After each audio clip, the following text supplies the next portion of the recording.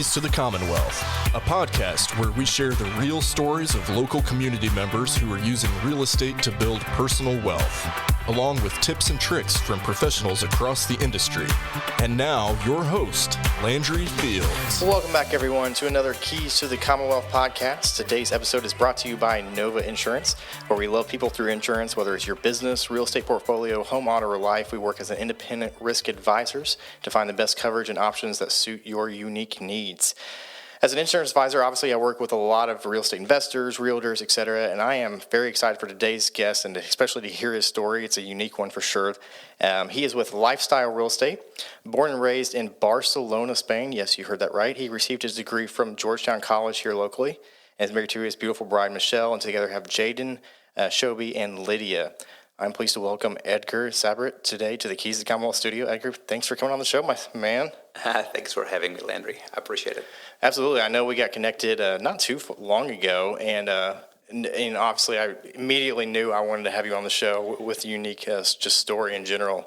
And that's what I think I love about real estate too, is like you can be from any walk, any background, and it really is that catalyst, especially all over the world, but especially in America, to anybody can do it and get into it type of thing, right? So let's hop back in the DeLorean before we kind of get into the real estate story and just kind of tell us, how do you get to America to begin with? I know it was a long story we've gone through before. Maybe we reduce that down a little bit. I'll condense it. Yeah, so a unique background, unique story, and I know the listeners are going to love this. Sure. So a little bit about me. I grew up about an hour north of Barcelona, Spain, and I was a tennis player. So that was who I was. That's all I did. My whole life was spent. How big is tennis in Spain? In my neck of the woods, it's about one of the meccas of the sport. Okay. For many years, we had 15 guys in the top 100 in the world. Really? In the professional circuit, many number ones out there, like the Rafa Nadals. There's been many before him. So over there, you played soccer or you played tennis. Okay. And eventually they figured out basketball pretty well with Gasol brothers and all that. But that's true. So story short, the way it works in my country, you cannot go and play sports in school. So once you get past high school, if you want to go to college, you have to go and actually study, which was terrible for me because I am not an academic. As I say in Europe, though, they say university, not college, right? Correct. Yeah, I've been to Europe a few times there. Yeah, exactly. So for me, I'm like, gosh, how can I stretch my dream of not going to school? Yeah. And ironically, I was able to stretch my dream by going to school here in the States. So I became an exchange student through a connection back home in Owensboro, Kentucky. Right. So that's where the obvious accent, Spain/Davis County twang or whatnot. So I spent the year there with not really planning on doing anything, but spending a year, see what happens, learn English, get to play an extra year, buying some time, right?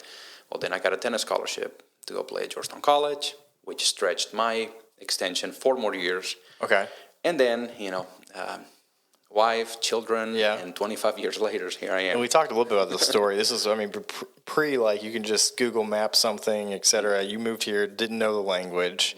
That's, I think we talked about this a little bit with you. Obviously, we share a common faith and so forth, but I can't imagine just like, I don't think you had that at the time in that, just how much it takes as far as just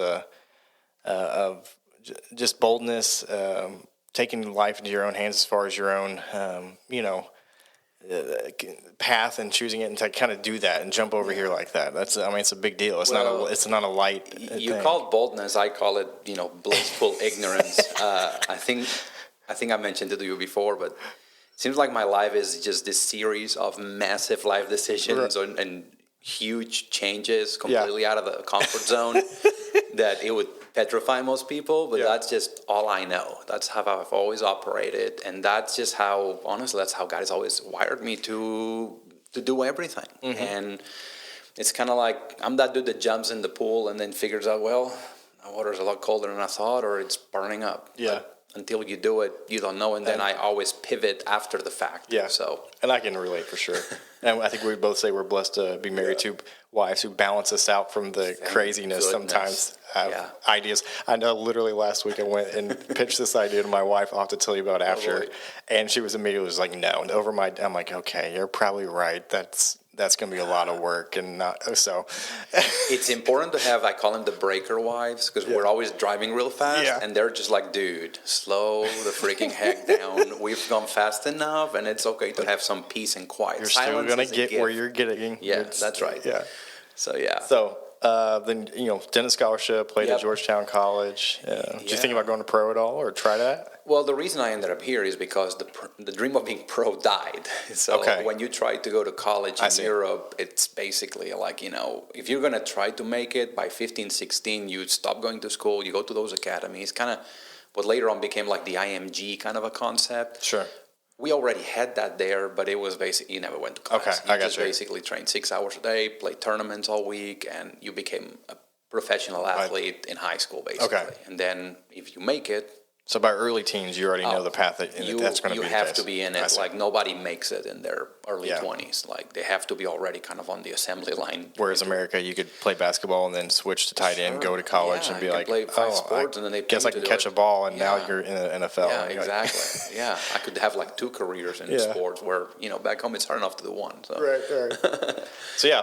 But then I guess fast forward then to the story as far as real estate. Obviously, I don't think you started out in that, but I know it's an interesting story, and connecting with people that kind of got you down that path. Yeah, so I was a tennis pro at the Lexington Tennis Club, and I had decided, working, getting paid by the hour, basically. You work, you get paid. You don't work, you don't get paid. I'm like, that's going to last until it doesn't. So through some connections that I had made and whatnot, I caught a gentleman that I just pitched to him. I'm like, hey, what's the worst going to happen, right? Like, we should totally go to the master commissioner sale and go buy a house. And I'm like 25 at the time, maybe 26. I'm like, of course, I have no money to do this. He had the means to do it, and he was like, okay, which kind of shocked me at the time. And to clarify, I think it's only been mentioned once before, but if those don't know what the master commissioner is, explain that real quick. Sure. It still happens, and it's still a thing. It is, not in the extent that before, but, basically each town has, when properties do get foreclosed, the city takes them over, and then they sell them off at it used to be called the courthouse steps. Yeah. I guess they actually physically stayed outside in the past. Now you are indoors. Yes. So basically they put all the properties that are for sale that are otherwise going to get foreclosed. So you sit there with a bunch of people, people that are trying to buy. You've got all the representatives from the lending institutions, the attorneys, all that good stuff. It's kind of a market for houses. It's interesting to see for sure. So we just went there, and I had no idea about anything, but there was a house that looked real pretty, and it was over there on Daisy Hill Lane. I'll remember it's off the Wyndham Hills Drive kind of area. Really pretty, like tucked away in a little corner. And I'm like, we should try to get that one. And he's like, okay, which still marvels me to this day. So I'm literally up there, bidding on this thing, like raising my hand. I was like actually standing up. Now, is this like both your all's money, or is this like all his money? Basically 99.9% of his money. His money. And about 0.1% of me raising my hand. Like acting like I'm... Which I love. Again, there's all kinds of ways to get into real estate investing. I don't recommend this one. Right, I get it. I recommend this one to everyone. But yeah. So anyways, of course, what happened? We got it. And then you're like, oh, crap. And I could tell at one point the dude was getting real nervous because I kept raising my hand. And I'm like, hey, we should probably stay around. Like, I don't know if it was like 195 or whatever. And we're getting close to 200, and I'm still raising my hand. I'm like, darn it, we're going to get this thing. It's a pretty house, right? I had no idea what I was doing. So we get it, and then, I don't know, I looked at him, and I didn't know if he wanted to hug me or, like, he wanted to, like, vomit. Like, he was like, oh, my gosh, what did I just do? I just let some young dude that teaches me tennis how to, like, buy a house on my behalf, and now I've got to pay for it. I'm like, so anyway, so we did that, and to make the story super short, I go there, I do a little bit of the hands-on kind of stuff. I clean, I patch up some stuff. I don't know what I'm doing. I didn't even know how to turn the utilities on or whatever. I'm like, I'm calling on behalf of whatever, blah, blah. Anyway, so we do that, and then we sell it. So I'm literally putting it as a for sale by owner, which, by the way, I'm not even the owner, so I technically cannot even do that. But I had no idea. And at one point, it was really funny because I had a Rector Hayden agent that brought a buyer, as it usually happens with a for sale by owner. Like, you actually have people who are smart enough to be represented by a true professional, not like me. And he came in, and I did everything wrong that could happen. And I could tell, like, the agent was being very patient with me because he knows, like, dude, you have no clue what you're doing here. So anyway, we sell it, we make almost no money, but we finished in the green, and that never happened again. We stuck to tennis lessons after that. Okay. So that was kind of like where I said, dude, if you're going to do anything remotely close to real estate, you have got to at least take some classes, get a license, and like learn it. Like, so what was it about real estate though? Like, what was that thing that kind of got you thinking down the real estate path? I think it had, so my dad is a commercial contractor in Europe. He's been building supermarkets, but he built some homes before, but I never really was involved with that. I just kind of saw that's what he did on the real estate side, but more commercial. And I don't know, something attracted me about getting something, making it look prettier. Yeah. And then selling it, and of course, make it a paid hobby. That's the way I approached it, right? Oh, it's going to be fun, and I'm going to make money doing it. Yeah. But then I quickly realized that, and that was back at the time where you could actually had options to flip properties with decent margins, and there was much more inventory, as you know. But So I think that's kind of a little bit by chance, a little bit by, hey, let's try something new. When was that? This had to be probably around 2006 or 2007. So right before the kind of the real estate crash. Yeah, well, to an extent. If you're going to get into something new, make sure that everything crashes first, and you try. Again, we've talked about it. Kentucky was a little bit insulated. Sure. To an extent, for sure. Sure. I didn't know that at the time because I started an insurance agency right before a pandemic, type of thing. So it had to be around 2007 or so because I got my license in 2009. That's where I finished my courses as I was teaching tennis, and I got my license in 2009, and been doing that ever since. So then kind of transition, continue doing, work W-2 stuff in order to kind of get into so what was that transition like as far as, did you kind of go head first just into the realtor portion side only, or did you kind of merge, trying to acquire real estate at the same time? Yeah, so at that time, I married my wife in 2007. So 2 years later, we had our first kid. We had a lot going on. She went then, the day after we came back from our honeymoon, she started her master's at UK. We were just swamped with like massive life decisions happening at the time, getting a master's. So I'm working tennis.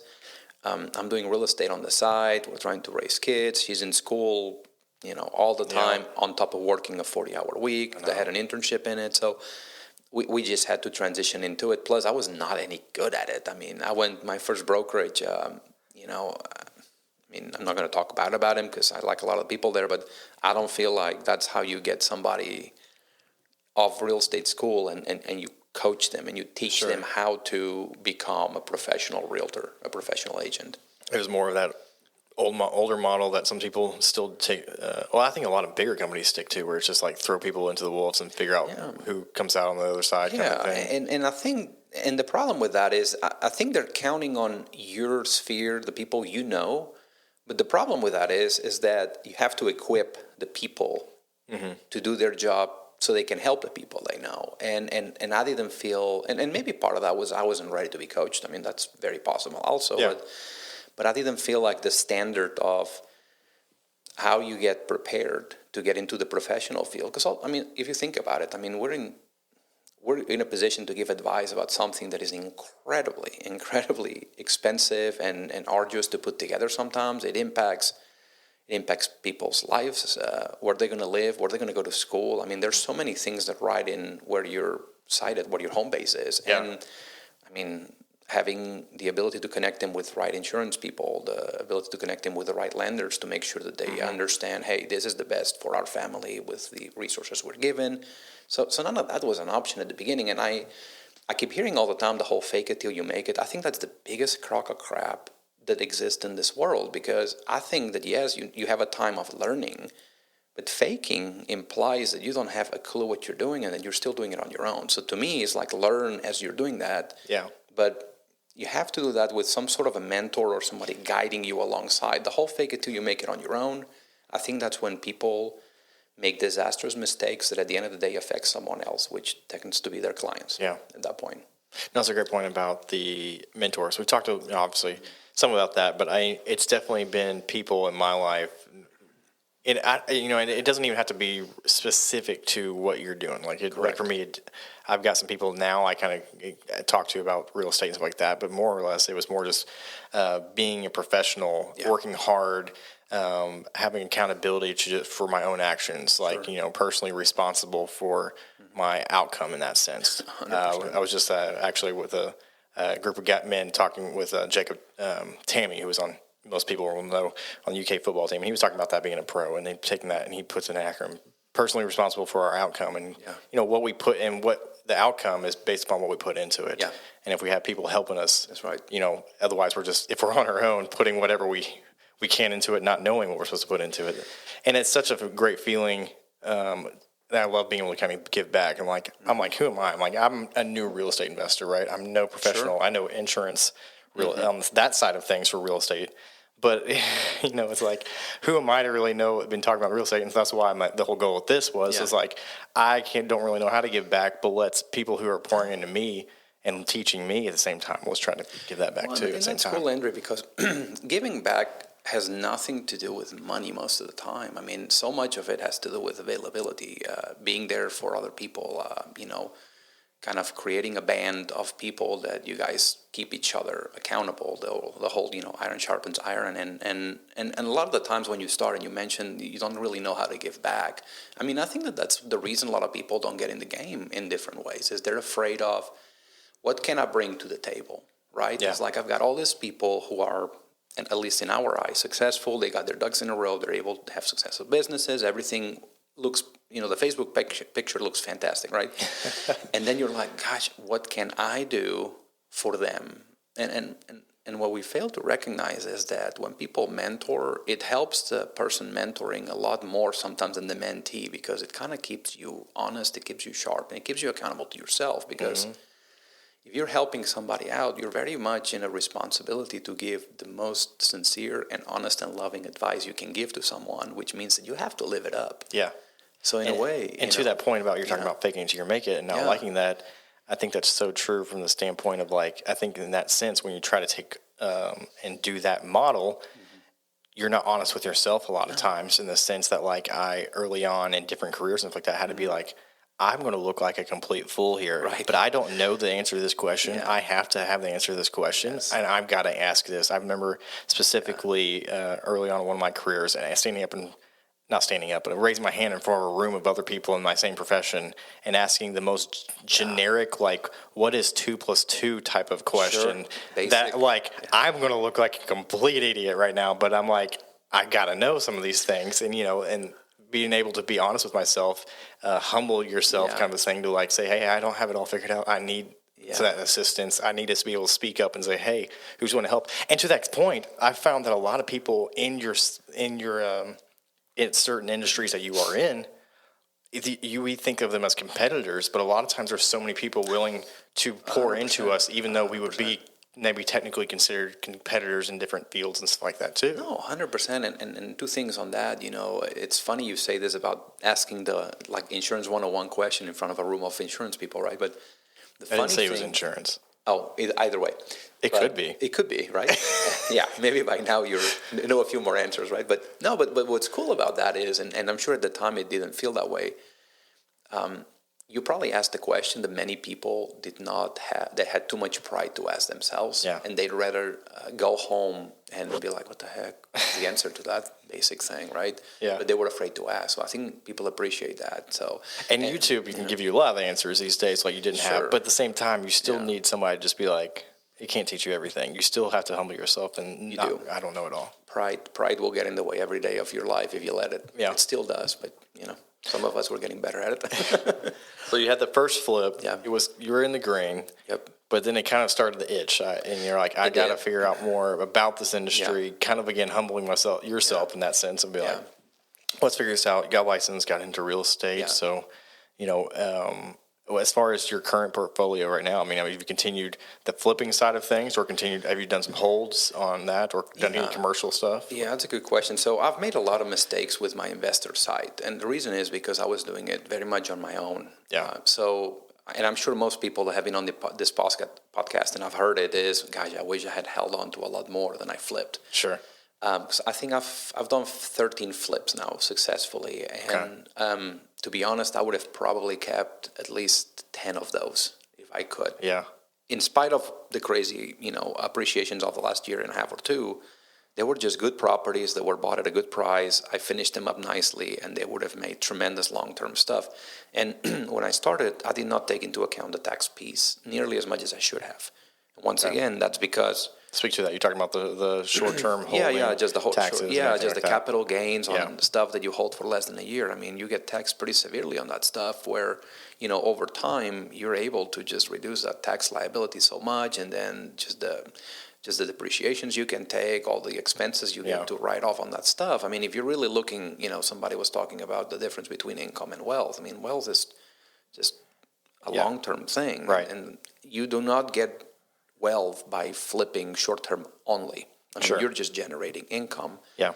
So right now I've got 4 rental properties, and they work great. The market is very conducive to that right now. And my single families. They're all single families at this point. I have 3 single families and then 1 townhome, but which just qualifies as the same. But I would love to, like most people, kind of move more into the multifamily, just because margins make a lot more sense, but also that comes with a higher level of upfront investment and risk. But I'm very comfortable with that part. So.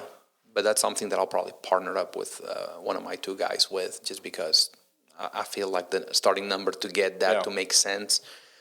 I'd like to do a couple. We would like to do a couple of probably flips, more or less, to kind of, sometimes pairing that with real estate that you're holding and taking that depreciation aspect, it can actually kind of balance itself out. But you're right. If it's just I'm flipping only, there's a lot of tax implications. Well, and the margins are not what they used to. But I mean, and there's different strategies. Like, for example, I might do a flip or 2 and then buy a rental. Yeah. Like sometimes it's like I'll use a flip even if I pay my upfront taxes as a way to generate the income that I'll need to then go ahead and do a buy and hold. And that's also a valid strategy. I mean, that's the beautiful thing about it, Landry. And there's so many strategies within real estate, and it's just a matter of where you're starting from, what you're trying to accomplish, and who you're riding that wave with. Can you take a flip and 1031 it into a property? Oh boy, that's one of those CPA questions. Yeah. I don't know. I have heard both sides of it from CPA people. I'm going to trust my CPA. To do the taxes right for me at this point. He's been great about it, and I'm actually planning on asking that get more in depth with that kind of stuff, because I've heard it both ways. I've heard people say that you can't, but I've heard, because a lot of the times it's probably not a black and white answer. In all honesty, and I think a lot of CPAs, like, it's kind of like with realtors or insurance people, like, we all have a style, and I think that within the legal aspect of what the field we move in is. Real estate seems to have an awful lot of gray area in some ways. That's true. And I don't know if it makes a difference because I've got all my stuff that I buy through an LLC. Yeah. And I don't know if it makes a difference, because I assume there's a lot of people that buy it on the regular personal name. Right. That's a great point there to an extent. So who knows? So anyone listening, call your CPA. Don't ask a realtor about that. We're going to stay outside our pocket there. So speaking to the market, though, I mean, obviously we are just entered in the cusp of, some of the personal mortgage rates now hitting 7% or more. We were just talking about that. That obviously drastically changes the landscape of buyers and so forth. People not wanting to sell because they're afraid they won't have a buyer.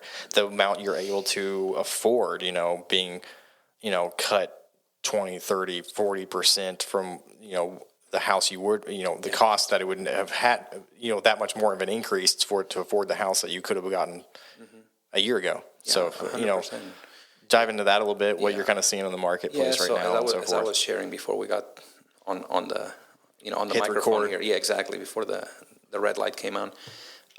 As of September 15, this is a stat just came out, the average mortgage payment in the United States is 60% higher than a year ago. The average mortgage payment is 60% higher. Mortgage payment, which is insane. It is absolutely insane. So basically, if you were paying, $1,000 a year ago, now you got to tack on 60% on top of that. As far as purchasing, new purchase type mortgage, just right? what your mortgage is going to be. Yeah, because and I remember I locked 2.99 last, I think it was end of September last year, and right now we're at the 7. So it's more than double the interest rate. I remember. Yeah. I've had some clients that locked on a 15-year, and some of them were like at 2.1, 2.2. So everything has changed. So you add that piece to the puzzle. You add the appreciation that in some parts of the country has been over 45%. That's the crazy part. There's some states that had insane appreciation. So and to not think that there wasn't going to be some kind of counter, wave of something happening with that. There has to be. Action causes reaction. It's just the way the world works, and everything shall pass, and it's going to stabilize. But short term, if you jump that high that quick, you naturally have to have some kind of a price correction. And in some markets, there has been a change in the job market. There has been people leaving certain states to go to others, which, I always have the joke of, all the California people are going to the Midwest and pissing off all the Midwest people because now their markets just shot up in value. Right. Because you got people coming from really, really high expensive markets going into what were much more affordable. And all of a sudden they're like, they're cheap, so they'll just way overpriced. Well, right. In their view, they're getting a deal for the market they're going into. It's over what it used to be. So buyers are having to make some tough decisions right now. And one of the things that kind of hits my heart is I think they were saying that over 80% of buyers that bought in the pandemic have buyer's remorse. They felt rushed. They sacrificed something that they regret having sacrificed, whether that was more space, a basement. Maybe they say, hey, we'll just, take on this remodel project and we'll take it one step at a time. Probably not seller's remorse at all in there. Well, but you got to remember, though. Unless people were like, I'm just going to take advantage. Some sellers became buyers after that. Yeah. So how many sellers maybe said, hey, we cleared a ton of money on this property tax-free, and that's wonderful, but then what did we buy on the back end? Yeah. And then do we now have buyer's remorse, therefore seller's remorse? Yeah. So it just kind of depends. The question I always get is, hey, if I sell my house for all this money, what's your advice? I'm like, well, that depends on what your expectation is. To me right now, the only way for most families to make it happen is by positioning themselves to where they can purchase the home before selling their current one. Yeah. Not everyone is in that position. What are your thoughts on the stat I've seen? I can't remember. I don't know where it's at right now, but recently, not too long ago, it was at 60% as far as, home ownership in the U.S. as far as population, but there's a lot of thought that I've started to see that does that potentially, over the next decade, needle move back down, to the lower 50, under 50% side of things. It could. I think in certain parts of the country, much more so. Sure. One of the things that I did see recently, just on some data, is that there's been a tremendous increase in rental properties. So, everybody talks about the big hedge funds and companies, and just honestly, just people buying more rental property, or people buying their first home, turning it into a rental property, and they buy. I heard 1 out of 4 properties being bought by investors, or I think it was around that 23-25%. Yeah, so I definitely think that home ownership is going to become something in some parts of the country that's going to be a challenge.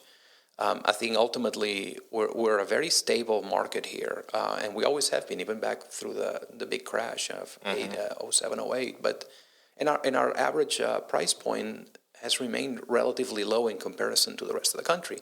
However, our salaries are still, even though they've climbed a bit, they're still not jumping in proportion to keep up with it.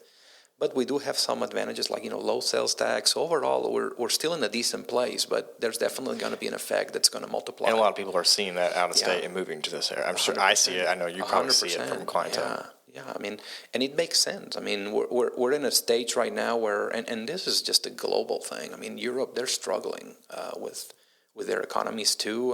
For the first time in, how many years, the euro has actually been less valuable than the dollar. Yeah, so I was actually looking at that yesterday or the day before, Yeah, so you actually had a bunch of Americans now going to Europe to buy investment property, which was always the opposite way, right? So now it's like, hey, perfect time to go to Spain and buy a bunch of condos by the beach, dirt cheap, because, it's like if we go up 20% on our market. If you're doing that, let me know, because that'd be interesting. I've got some people that I can help with that, because my family's still there, but It's like if we experience an appreciation, it's like almost like clockwork. Spain goes backwards 20%. It's like unbelievable. So if you had a house that was worth 350, now it's probably worth 250. Where our house that was worth 350 is now worth 450. So it's just absolutely nuts. So, and that's hard to believe too, because in America, since we've never really had something like that with real estate happening. I'm sure there's been areas in different places. Sure. But, and I think I've heard definitely, like for example, San Francisco, I've heard their estimate last week, I think they're expected potentially 40% drop in value on a lot of San Francisco, which obviously that's an anomaly since they had the highest real estate prices anyway. Speaking of that, did you see that penthouse in New York, the largest, it was like, the largest, how much was that thing? Dwelling for sale, 250 million went up for sale. What finally made me give the like a oh my gosh moment was trying to figure out how to put that in my own perspective was the daily property taxes. Did you see that breakdown? I didn't see the number, but the breakdown, the daily real estate tax on the daily was $74,000. And that's when I was like, oh, okay, that I can understand that a little bit easier than 250 million. And I'm like, holy cow. I don't think that one would work as an Airbnb too well. Can you imagine Airbnb that thing? I'd be like, it's just apparently gas people from, Saudi Arabia or, or somebody coming. Yeah, when you're in the $1 billion, like a couple $100 million is, drop in the bucket. But for us mortals, it's like, how does even someone own a piece of property worth that? But so switching back though, it's easy to kind of feel a little bit of doom and gloom in some things right now, right? Like, how do I get into it if everybody's already getting into it? And, is it going to become harder and harder to get into it in the future? But to that point, I've been kind of taking more of a mindset and approach as far as how do we, we also have children. Mm-hmm. I have 3, you have 3, where I start thinking about them, and what their future looks like and what that next generation. And I started thinking about, my plan, and I think I've heard some people say this, and this is not financial advice by any means, so talk to your financial advisor. Correct. They usually say throw it all in stocks or something like that probably, but I like to diversify in my investing. But, will our children be able to afford to purchase a house one day is the question I legitimately ask myself in some respects. And so to that extent, my goal is to honestly kind of buy different real estate things, hold on to them, be able to use them for some kind of, secondary learning opportunity if they want that after high school and so forth. But at the same time, be able to hopefully potentially even sell that to them in that sense. It just real estate as a whole is such a valuable thing for wealth beyond just generational wealth type of thing. 100%. And those are all the kind of valid questions we all need to ask ourselves, because if anything the pandemic has shown us is that a lot of things that we thought were never going to be compromised or that were never going to go away, like we just lost any sense of control whatsoever, right? Mm-hmm. So which for us prideful people, that can get in the way pretty quick. But I think that everyone had an opportunity to be like, okay,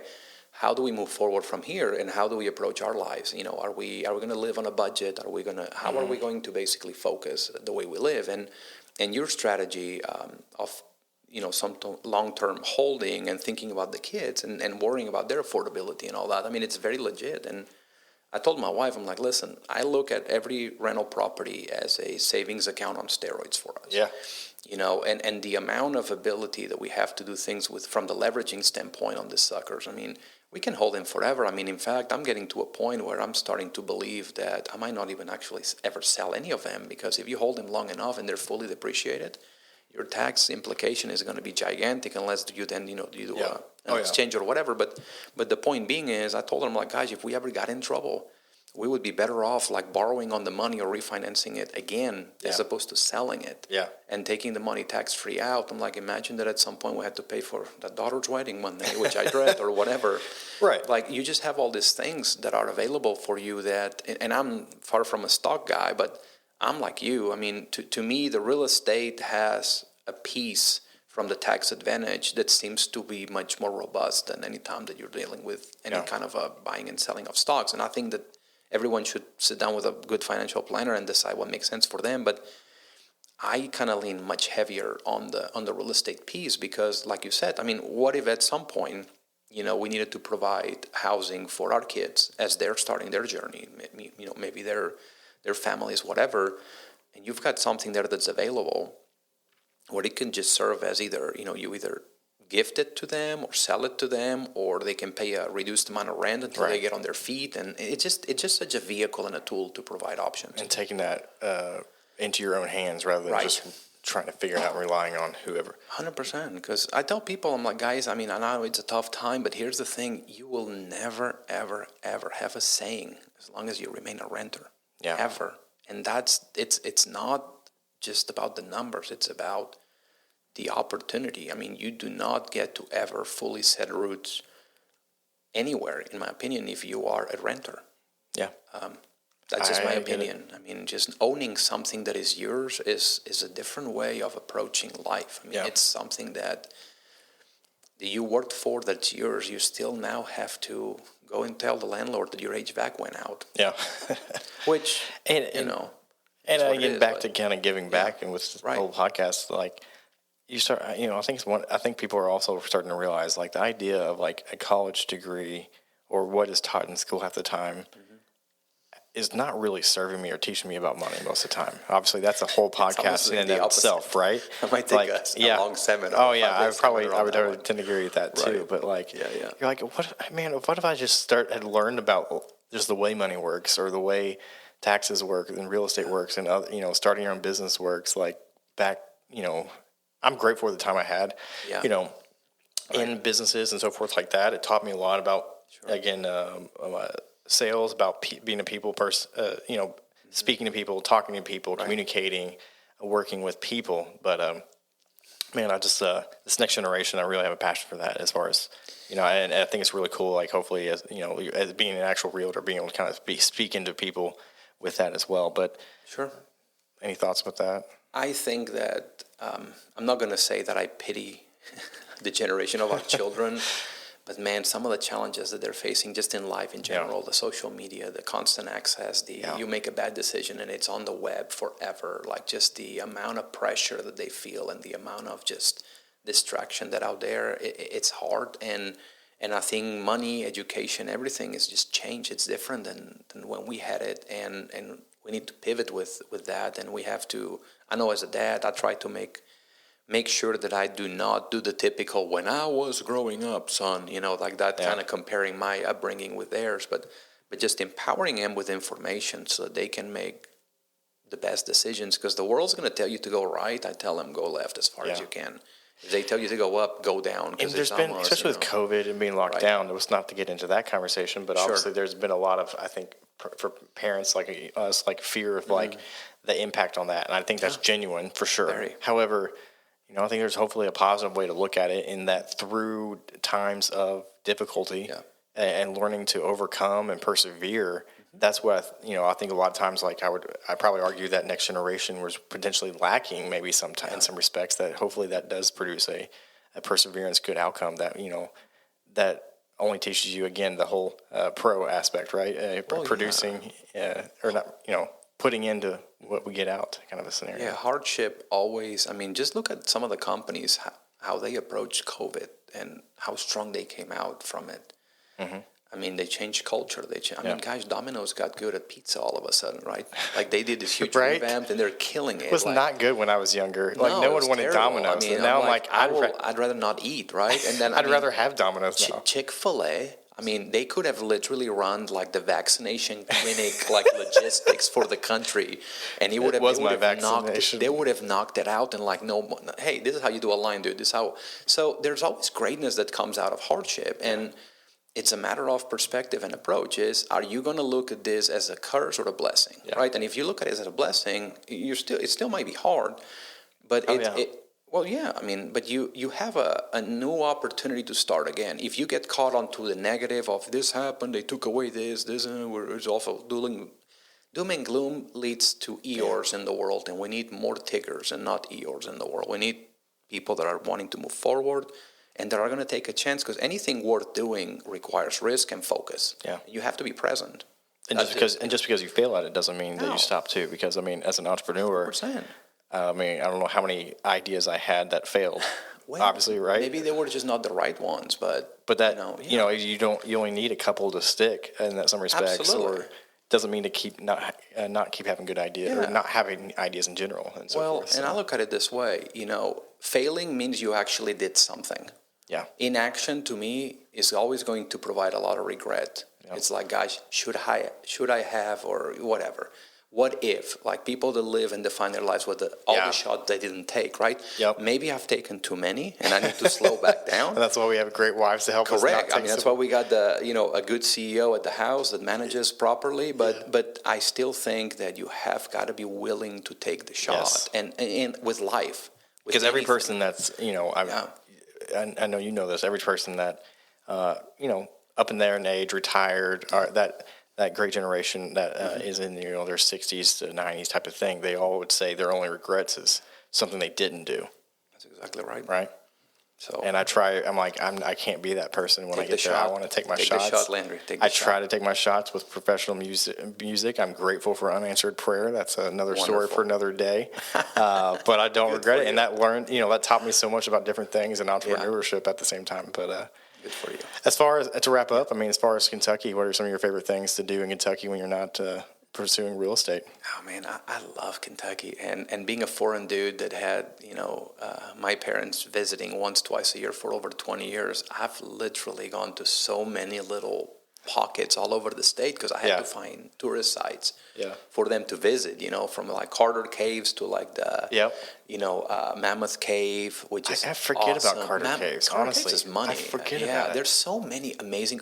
Just silly stuff like the the Shaker Town. Like my mom loves to go look at those people and the broomsticks and all the stuff they make, and then we go out there and have like the little corn pudding and it just or like going to like the Boone Tavern in Berea, and then actually I prefer Papalino's, which is a great pizza joint right next to it. But anyway, so I've been all over the state because my parents needed places to go. Yeah. And I had to drive them. Yeah. So I would literally take off work and entertain my parents. But I love the scenery. I love the gorge. I think we have an amazing amount of outdoor space here that's wonderful. But there's just a ton of free things to do. Yeah. And just the scenery and the fall, mid-fall around here is just, I think it's glorious. So. Oh, it's too. We're amazing. When this comes out, I think we'll be into October. Yes. Which is my favorite month out of the year in love it. Central Kentucky, between Keeneland, fall leaves, the autumn things, pumpkin patches, whatever you get into. It is bonfires starting. 100%. Yes. I'm going to be unfortunately gone for 2 weeks out of my favorite month. I'll send you pictures what Kentucky looks like when you're gone. There you go. So, but as far as is that what you would say if somebody's moving to Kentucky? What would, just exactly what you said there, or be? Yeah, and I'll be like, guys, you have never, ever going to experience a better landing on a plane than when you are landing in Lexington and you see all the horse farms out there. Right. And then next thing you know, you're like an hour away and you can go to these amazing hiking places. And then, you've got all this bourbon trail options out there that will blow your mind. And next thing you know, you're going to watch, I think, an amazing racetrack at Keeneland. Yes. The downtown, has got a lot of wonderful places to go visit. Guys, the horse park in Georgetown is wonderful. It's a really cool really tour through the museum and stuff. Breeders' Cup coming up here in a month or so. And then we just got so many things. Even the wineries, which in my opinion are terrible at making wine, but the scenery is wonderful. Sure. Yeah. One of our favorite things to do is potentially sometimes go eat at Wallace Station. I don't know if you've been to Wallace Station, right? Yeah. But I always purposely take a very scenic route. So if anybody wants to know this route, highly recommend, which is come out Harrisburg Road towards my office past the new Chick-fil-A, take a right onto Military Pike. Yep. I forget the name of the road that you would turn right on right after you get on the Military Pike. It's not Bowman Mill, is it? Bowman Mill Road, something like that. It's right there. As soon as you get on the Military Pike, you take a right. You follow that out there. There's a lot of horse farms that way. It dead ends. You take that to the right, and that comes right out there by the castle on Versailles Road. And then you just keep following that all the way to dead ends. But you go past was it Star or something? I think Farms and Star. Yeah. No, that's the other one. There's too many Yeah, horse but farms. that's one of the best because you see so many different horse farms on your way out to Wall Station. Right. And just on an evening, like we just did like last weekend, where it's like the sun's kind of going down. It's beautiful. It's like the Windy Corner Cafe. We just kind of like that semi-virgin on the other side, Exactly. Exactly. back there. And I tell foreign people like, hey, we got a castle. And they're like, what? Yeah. I mean, we don't believe in monarchy or any funky things like that, but like we have a castle in Versailles. Yeah, that's right. I'm like, where else can you go and find a castle? Did they tell you, they correct you and say it's Versailles? And we're like, yeah, I know, but here it's Versailles. It's like Louisville. I mean, I've heard about 10 different ways to say that, so I still haven't figured it out after all this time. But anyway. Well, Edgar, I appreciate your time. I appreciate everybody checking out the podcast. If somebody wants to reach out to you, whatever you want to drop here, I mean, if you wanted to kind of invest in somebody that's like, hey, I need some mentor or some guiding or wants to find a house, how are they going to get in touch with you? Sure. My cell phone is 859-420-3893. Best and only way to reach me. And I always welcome calls that have nothing to do with real estate. I really, really have a passion for just sharing my mistakes so that others might prevent them. That's right. So that is something I regret not having done before. So now that I've gotten older and I have things to share, I encourage anyone that anything you listen to today that might have resonated with you in any way, wherever that's coming from, I'd love to talk to you about it. And if it leads to real estate, great. If not, no worries. We'll have a good time either way. So there you go.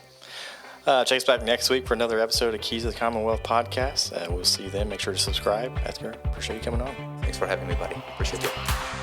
To learn more about this podcast, visit our page at keystothecommonwealth.com. To connect with Landry regarding insuring your investment portfolio, email Landry at novainsuranceGroup.com or call 859-687-2004.